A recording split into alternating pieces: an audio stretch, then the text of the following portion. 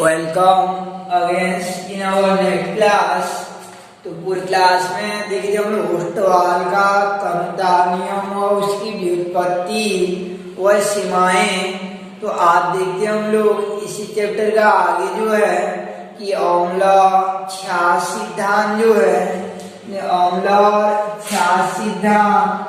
तो अम्ल क्षार सिद्धांत के लिए अलग अलग वैज्ञानिक विधों द्वारा अलग अलग प्रकार का विचारधारा प्रस्तुत किया गया। पहले तो लिटमस पेपर सिद्धांत दिया गया था कि लिटमस पेपर सिद्धांत में जो लाल लिटमस पेपर को नीला कर देते हैं क्षार और जो नीला लिटमस पेपर को लाल कर देते हैं वो अम्ल कहलाते हैं। इस प्रकार से पहले बताया गया था, लेकिन सब पर लिटमस पेपर का उपलब्धता होना संभव नहीं होता है सब जगह जो है। इसलिए अम्ल और क्षार संबंधित विभिन्न प्रकार की अवधारणा प्रस्तुत की गई, जिनमें से पहला होता है आपका वैज्ञानिक आहारन्यास का अम्ल क्षार सिद्धांत। वैज्ञानिक आहारन्यास का अम्ल क्षार सिद्धांत। वैज्ञानिक आहारन्यास का अम्ल क्षार सिद्धांत। तो इनके अनुसार अम्ल किन्हें कहते हैं और क्षार किन्हें कहते हैं, इसको देखते हम लोग। अम्ल किसे कहा जाता है और क्षार किसे कहते हैं। तो अम्ल का अभिप्राय रहता है कि ऐसे पदार्थ जिन्हें जल में घोलने पर वो हाइड्रोजन आयन को देते हैं, H+ को देते हैं, तो उन्हें अम्ल कहते हैं। और जो OH- को देते हैं यानी हाइड्रोक्सिल आयन को मुक्त करते हैं, तो उन्हें क्षार कहा जाता है। यानी जो हाइड्रोजन आयन मुक्त करते हैं उन्हें अम्ल कहते हैं, और जो हाइड्रोक्सिल आयन मुक्त करते हैं उन्हें क्षार कहते हैं। जैसे HCl को अपन जल में डालेंगे तो ये दो भाग में टूट जाता है, H+ और Cl-। तो ये HCl अम्ल होता है। या जैसे ये आपका एसिटिक अम्ल लेंगे, इसको जल में डालेंगे तो यहाँ से टूट जाता है ये CH3CO- और H+। तो इस प्रकार से यहाँ से टूट जाता है और H+ देता है। तो ये एसिटिक भी क्या होता है आपका अम्ल के अंतर्गत आता है। और भी एग्जाम्पल होते हैं इसके, जैसे आपका HNO3 हो जाता है, H2SO4 हो जाता है, HClO4 हो जाता है, H2SO4 HNO3 HClO4 और आपका H2CO3, ये सब अम्ल हो जाते हैं।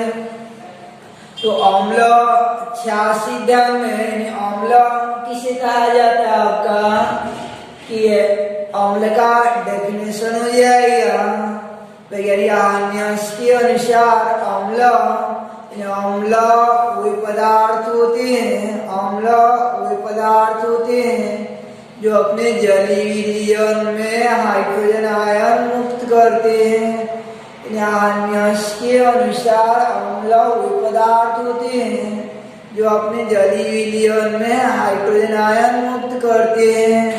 जैसे आपका HCl H2SO4 HNO3 ये सब अम्ल हो जाते हैं। और दूसरा देखते हैं क्षार किसे कहा जाता है आपका, बेस किसे कहते हैं। तो क्षार क्या हो जाएगा आपका, जैसे ये NaOH है, इसको जल में डालेंगे तो यहाँ से टूट जाता है आपका ये वाला जो है, और Na+ बनाता है, OH- बनाता है। या जैसे आपका ये NH4OH है, तो इसको जल में डालेंगे तो ये NH4 आयन NH4+ और OH- के रूप में टूट जाता है। यहाँ से टूटता है इधर वाला माइनस और इधर वाला प्लस। तो इनको कहा जाता है, इनको क्षार कहा जाता है, जो अपने जलीय विलयन में यानी एक्वस सॉल्यूशन में ये हाइड्रोक्सिल आयन मुक्त करते हैं। OH आयन क्या करते हैं, हाइड्रोक्सिल आयन करते हैं, हाइड्रोक्सिल आयन कहा जाता है। तो अपने जलीय विलयन में हाइड्रोक्सिल आयन मुक्त करते हैं, तो इन्हें क्षार कहते हैं। इस क्षार के और भी कुछ एग्जाम्पल हो जाते हैं, जैसे आपका KOH हो जाता है, CaOH होल ट्वाइस हो जाता है, MgOH होल ट्वाइस हो जाता है, AlOH होल थ्राइस हो जाता है। सब जो आपके क्षारक के अंतर्गत आ जाते हैं, क्षार के अंतर्गत आ जाते हैं। तो आन्यस के अनुसार क्षार किसे कहा जाता है? ऐसे पदार्थ, यानी ऐसे पदार्थ जो अपने जलीय विलयन में, ऐसे पदार्थ जो अपने जलीय विलयन में हाइड्रोक्सिल आयन मुक्त करते हैं, क्षार कहलाते हैं। जैसे आपका NaOH, KOH, CaOH, OH, AlOH होता है, ये सब क्षार हो जाते हैं जो अपने जलीय विलयन में हाइड्रोक्सिल आयन मुक्त करते हैं, वो क्षार हो जाते हैं। इस प्रकार आर्यस के अनुसार अम्ल क्षार सिद्धांत, अम्ल वे पदार्थ होते हैं जो अपने जलीय विलयन में हाइड्रोजन आयन मुक्त करते हैं, और क्षार वे पदार्थ होते हैं जो अपने जलीय विलयन में हाइड्रोक्सिल आयन मुक्त करते हैं।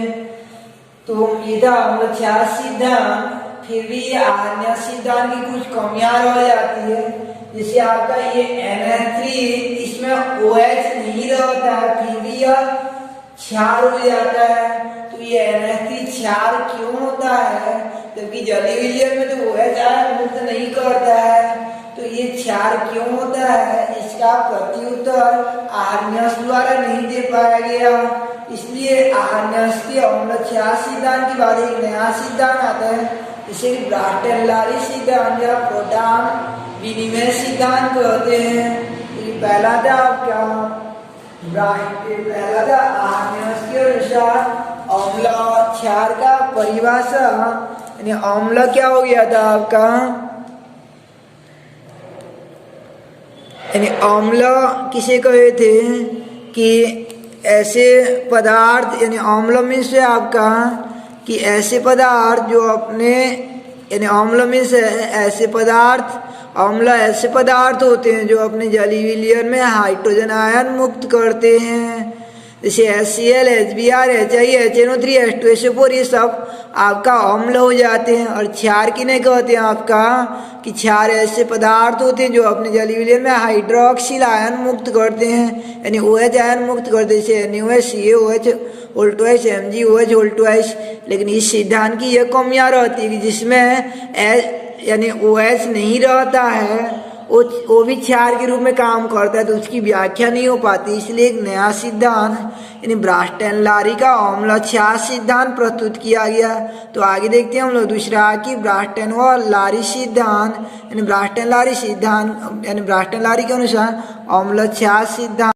तो ब्राटन-लारी का अम्ल क्षार सिद्धांत में पहले थोड़ा सा जानना पड़ता है कि प्रोटॉन किसे कहा जाता है, प्रोटॉन किसे कहते हैं।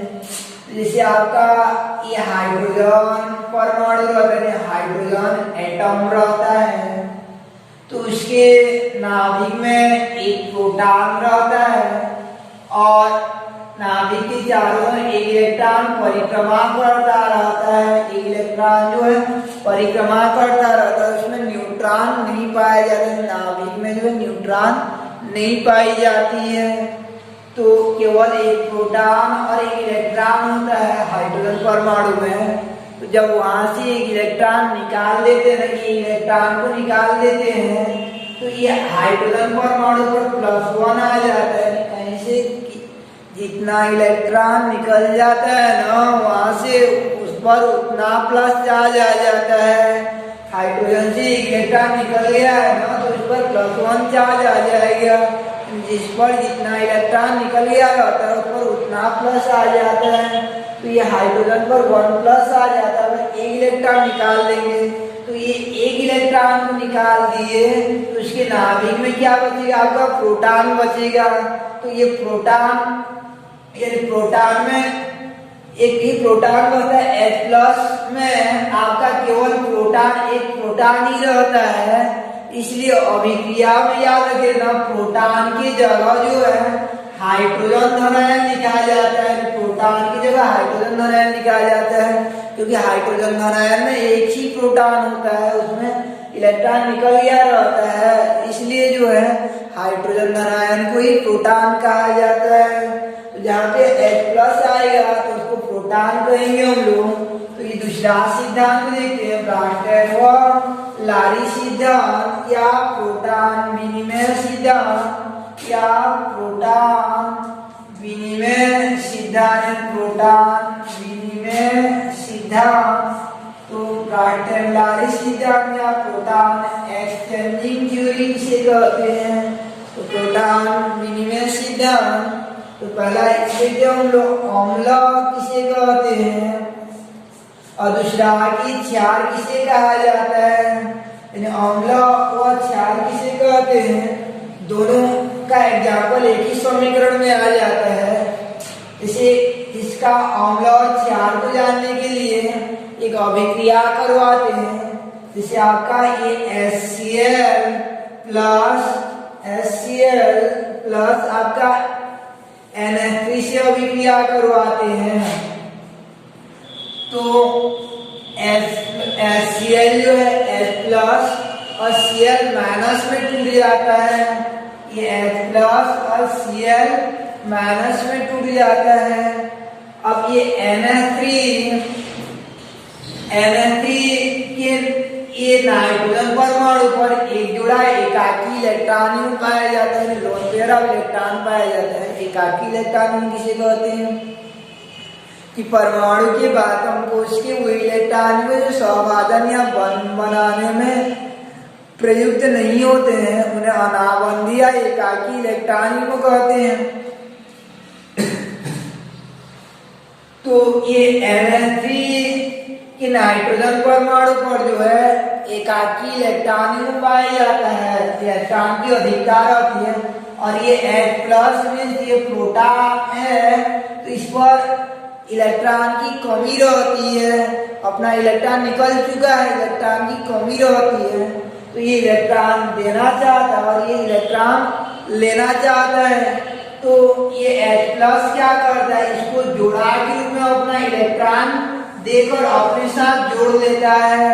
और जब इलेक्ट्रॉन जोड़ा के रूप में दिया जाता है ना, तो बनने वाला बंध को उपसहसंयोजक बंध कहते हैं, यानी उपसहसंयोजी बंध कहते हैं, कोऑर्डिनेशन बंध कहते हैं। कि दो परमाणुओं या समूहों के मध्य इलेक्ट्रॉन का सहवादन इस प्रकार हो कि बंध साझे में कोई एक इलेक्ट्रॉन प्रदान करे, तो बनने वाला बंध को उपसहसंयोजी बंध कहते हैं। अगर दोनों एक एक इलेक्ट्रॉन दे रहे होते हैं तो उसे सहसंयोजी बंध कहते हैं। तो इस प्रकार से ये H प्लस को ये एकाकी इलेक्ट्रॉन प्रदान कर अपने साथ जोड़ लेता है। और NH3 को N को जोड़ देगा ना, तो NH4 में बदल जाता है। और NH4 में बदल जाएगा तो इसका जो धन रहता है ये NH3 स्वयं अपने में धारण कर लेता है, इसका भार को अपने में ले जाता है, NH4 प्लस हो जाता है। तो इस प्रकार से ये इसका H क्या होता है, ये NH3 के साथ जुड़कर NH4 प्लस हो जाता है। और दूसरा Cl माइनस होता है, फिर ये दोनों आपस में जुड़कर फिर ऐसा परिवर्तित हो जाते हैं। इसलिए ये आयनीकरण क्रिया जो हो रही है इसको रिवर्स किया जाता है, यानी उत्क्रमणीय किया जाता है। तो इस अभिक्रिया में हम लोग देखेंगे ये अभिक्रिया कैसा हुआ कि आपका ये HCl जो है, यानी HCl का H को ये NH3 लेकर NH4 में बदल गया। तो ये NH4 का नाम क्या होता है उसको देखते हैं हम लोग। तो ये NH4 पहले NH3 उदासीन परमाणु था और बाद में ये तो H प्लस यानी प्रोटॉन को ग्रहण कर लेता है।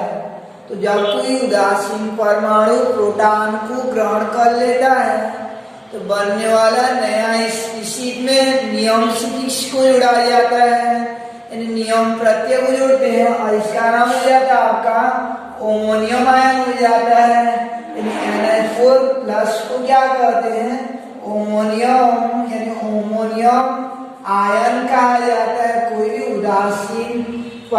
उदासीन समूह अगर प्रोटॉन को ग्रहण कर लेता है तो उस पर नियम सफिक्स जोड़ा जाता है, यानी नियम प्रत्यय को जोड़ते हैं और इस प्रकार से इसका नाम पड़ जाता है आपका ओमोनियम आयन पड़ जाता है। तो इसमें हम लोग ये देखेंगे कि पहला ये HCl जो है प्रोटॉन को त्याग दिया है और ये NH3 जो प्रोटॉन को ग्रहण कर लिया है। तो जो प्रोटॉन त्यागता है ना वो अम्ल कहलाता है। ब्रास्टन और लारी के अनुसार प्रोटॉन देने वाला अम्ल हो जाता है और प्रोटॉन ग्रहण करने वाला क्षार हो जाता है। तो HCl अम्ल हो जाएगा और NH3 क्षार हो जाएगा। तो वैज्ञानिक ब्रास्टन और लारी के अनुसार अम्ल किसे कहेंगे कि वे पदार्थ यानी अम्ल वे पदार्थ होते हैं जो प्रोटॉन त्यागते हैं, यानी प्रोटॉन त्यागने वाला को अम्ल कहते हैं। और क्षार वे पदार्थ होते हैं जो प्रोटॉन ग्रहण करते हैं, यानी प्रोटॉन ग्रहण करने वाला को क्षार कहते हैं। और प्रोटॉन त्यागने वाला को यानी प्रोटॉन ग्रहण करने वाला को क्षार और प्रोटॉन को त्यागने वाला को आपका अम्ल कहा जाता है। तो ये ब्रास्टन लारी के अनुसार डेफिनेशन क्या हो जाएगा आपका? ब्रास्टन लारी के अनुसार अम्ल किसे कहते हैं कि अम्ल वे पदार्थ होते हैं, यानी वे पदार्थ जो प्रोटॉन त्यागते हैं अम्ल, और वे पदार्थ जो प्रोटॉन ग्रहण करते हैं क्षार कहलाते हैं। जैसे आपका ये अभिक्रिया में HCl अम्ल हो जाता है और NH3 जो है क्षार हो जाता है, HCl एसिड और NH3 जो है बेस हो जाता है। अब आगे जो है और कुछ एग्जाम्पल ट्राई करते हैं। जैसे आपका तो और एक एग्जाम्पल जैसे ट्राई करेंगे तो इस स्थिति में आपका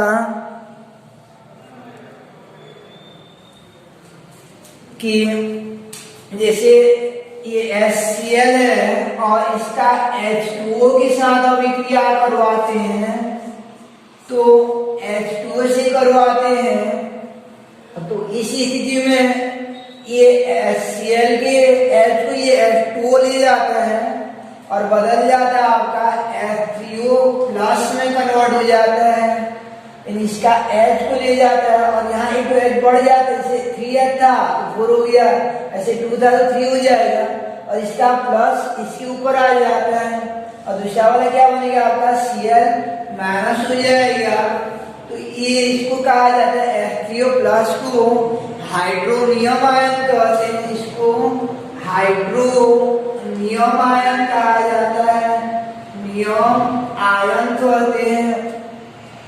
और इस अभिक्रिया में ये HCl जो है क्या किया आपका प्रोटॉन त्यागा है, तो ये आपका एसिड हो जाएगा और ये आपका H2 जो प्रोटॉन को एक्सेप्ट किया है देन ये आपका बेस हो जाता है, क्षार हो जाएगा।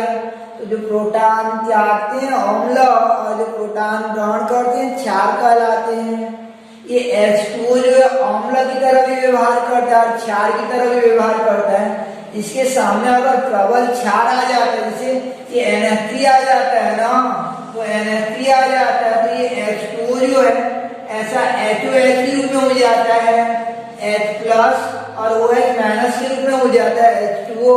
अब ये H प्लस जो ये NH3 के साथ मिलकर आपका NH4 बना लेता है, NH4 बना लेता है। और एक तो जैसे इसमें Cl आयन बाहर निकलता है, ऐसे HOH का OH आयन जो बाहर निकल जाता है।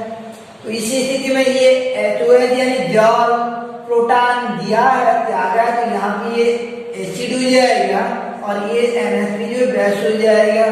तो जल जो द्विमुखी व्यवहार को प्रसिद्ध करता है, जल जो आपका क्षार भी होता है और अम्ल भी होता है। तो इस प्रकार से वैज्ञानिक ब्रास्टन और लारी के अनुसार अम्ल वे पदार्थ होते हैं जो प्रोटॉन त्यागते हैं और क्षार वे पदार्थ होते हैं जो प्रोटॉन ग्रहण करते हैं। क्योंकि इस सिद्धांत को प्रोटॉन लेन देन के आधार पर बताया गया है, प्रोटॉन त्यागना ग्रहण करना के आधार पर, इसलिए इस सिद्धांत को प्रोटॉन विनिमय सिद्धांत कहते हैं, प्रोटॉन एक्सचेंजिंग थ्योरी कहा जाता है। तो आज सीखे हम लोग पहला कि लिटमस पहले तो स्वाद के आधार पर अम्ल क्षार सिद्धांत होता है, जो स्वाद में खट्टे होते हैं अम्ल होते हैं, जैसे इमली हो गया आपका, अचार हो गया, ये अम्ल हो जाते हैं।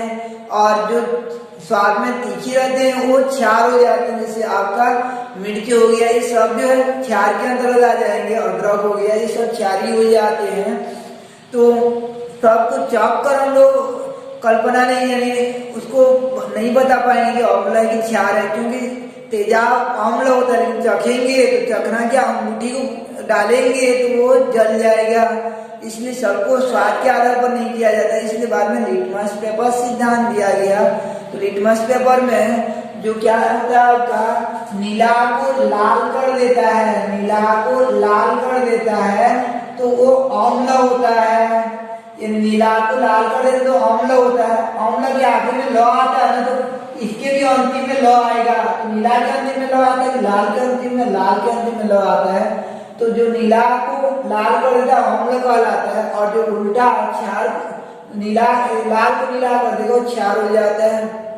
लेकिन सबको लिटमस पेपर के आधार पर व्याख्या संभव नहीं हो पाती है, इसलिए आगे जो आपका आन्य सिद्धांत दिया गया कि जो अपने जलीय विलयन में हाइड्रोजन आयन मुक्त करते हैं अम्ल, और वे पदार्थ जो अपने जलीय विलयन में हाइड्रोक्सिल आयन मुक्त करते हैं क्षार कहलाते हैं।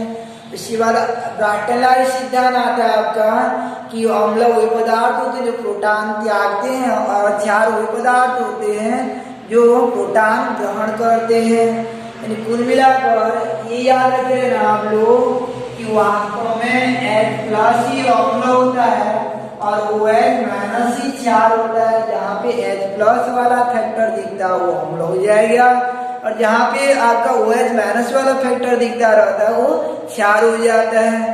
तो जो प्रोटॉन धनायन बिंदु हो जाता है आपका अम्ल होते हैं। H+ धनायन है, तो जितने भी आप कहीं पर धनायन देखोगे, जैसे आपका Cu2+, Fe3+, जितने भी धनायन वाले होते हैं वो सब अम्ल होते हैं, और जितने भी ऋणायन होते हैं वो सब क्षार हो जाते हैं। वास्तव में धनायन ही अम्ल होता है और ऋणायन ही क्षार होता है। तो ये था आपका दो सिद्धांत, ब्राटनलारी आन्य और ब्राटनलारी सिद्धांत। नेक्स्ट क्लास में हम देखेंगे संयुग्मी अम्ल किसे कहते हैं, संयुग्मी अम्ल और संयुग्मी क्षार किसे कहा जाता है, और उसके बाद जो वैज्ञानिक लुईस का अम्ल क्षार सिद्धांत को।